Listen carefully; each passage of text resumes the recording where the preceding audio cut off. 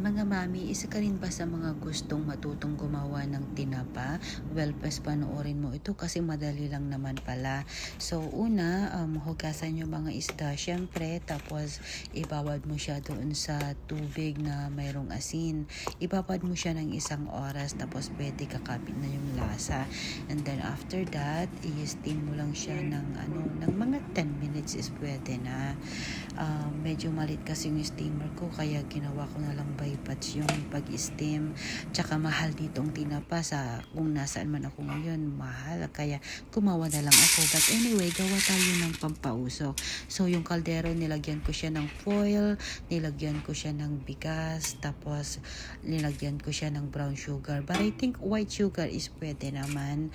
Tapos lagyan mo siya ng tea.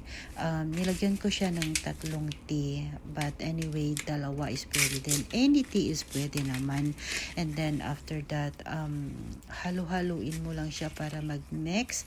Wala ka ng ibang idadagdag dyan sa kaldero kasi kailangan siyang umusok. Yun mo na lang yung stove mo after na ma-mix mo yan. And then after that, pwede mo nang ilagay yung mga isda. Pausukan mo na lang. So, pausukan nyo lang siya ng mga 10 minutes, pwede na yan. Kasi, ipiprito rin naman yan.